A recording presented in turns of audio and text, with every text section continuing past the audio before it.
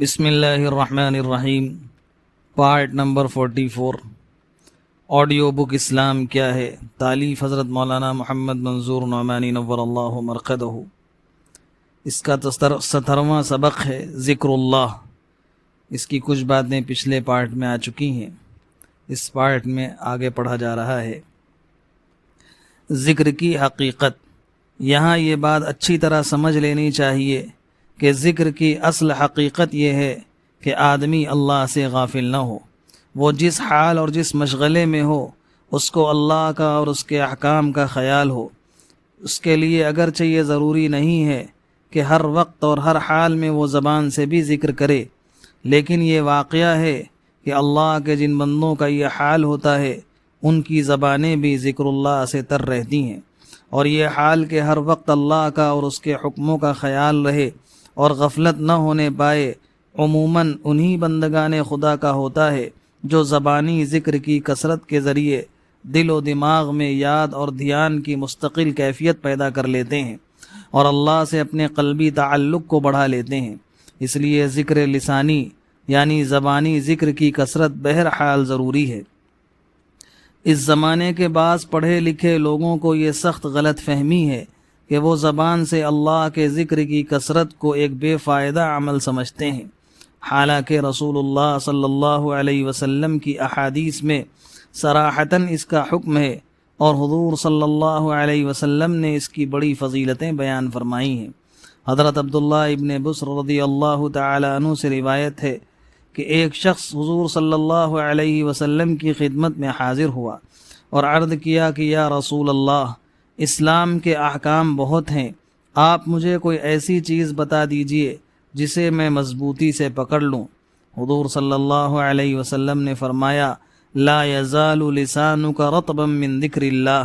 کہ تمہاری زبان ہمیشہ اللہ کے ذکر سے تر رہا کرے۔ ایک حدیث قدسی میں ہے جو حضرت ابو ہریرہ رضی اللہ عنہ سے مروی ہے کہ حق تعالیٰ کا ارشاد ہے کہ بندہ جب مجھے یاد کرتا ہے اور میرے ذکر سے اس کے ہونٹوں کو حرکت ہوتی ہے تو میں اس کے ساتھ ہوتا ہوں۔ رسول اللہ صلی اللہ علیہ وسلم کے تعلیم فرمائے ہوئے خاص اذکار، جو آیتیں اور حدیثیں اب تک مذکور ہوئیں، ان سے اللہ کے ذکر کی اہمیت اور فضیلت معلوم ہو چکی، اور اوپر یہ بھی بتلایا جا چکا ہے کہ اللہ کے ذکر کی کثرت سے اللہ کی محبت اور بڑھتی ہے، محبت پیدا ہوتی ہے اور بڑھتی ہے۔ اب ہم کو اور آپ کو رسول اللہ صلی اللہ علیہ وسلم کے تعلیم کیے ہوئے اور پسند فرمائے ہوئے ذکر کے خاص کلمے معلوم کر لینا چاہیے۔ افضل الذکر،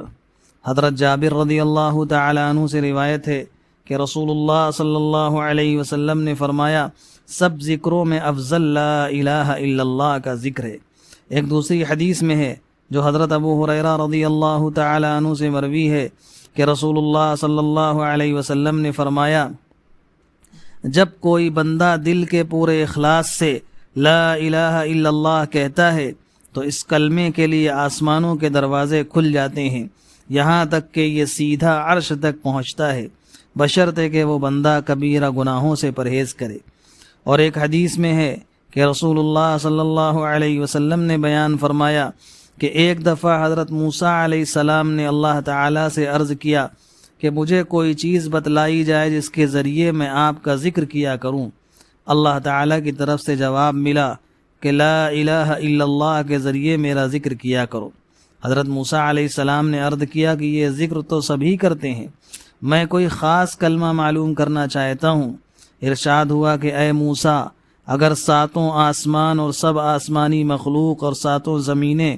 ترازو کے ایک پلڑے میں رکھی جائیں اور لا الہ الا اللہ دوسرے میں، تو لا الہ الا اللہ والا پلڑا ہی جھک جائے گا۔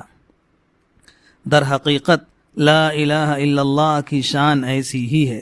مگر لوگ اس کو صرف ایک ہلکا سا لفظ سمجھتے ہیں۔ اس عاجز نے اللہ کے ایک مخلص اور صادق بندے سے سنا، ایک خاص حالت میں اس ناچیز ہی سے مخاطب ہو کر فرمایا کہ اگر کوئی شخص جس کے قبضے میں دنیا کے خزانے ہوں مجھ سے یہ کہے کہ یہ سارے خزانے تم لے لو اور اپنا کہا ہوا ایک دفعہ کا لا الہ الا اللہ اس کے بدلے میں دے دو، تو یہ فقیر اس پر راضی نہ ہوگا۔ کوئی ناواقف شاید اس کو مبالغہ آمیز دعویٰ سمجھے، لیکن سچی بات یہ ہے کہ لا الہ الا اللہ کی اللہ کے نزدیک جو عظمت اور جو قدر و قیمت ہے، اگر اللہ تعالیٰ اپنے کسی بندے کو اس کا سچا یقین نصیب فرما دیں تو اس کا حال یہی ہوگا کہ وہ ساری دنیا کے خزانوں کے بدلے میں ایک دفعہ کا بھی لا الہ الا اللہ دینے پر راضی نہ ہوگا۔ اللہ پاک ہم سب کو عمل کی توفیق عطا فرمائے۔ 44واں حصہ مکمل ہوا۔ وما علینا الا البلاغ۔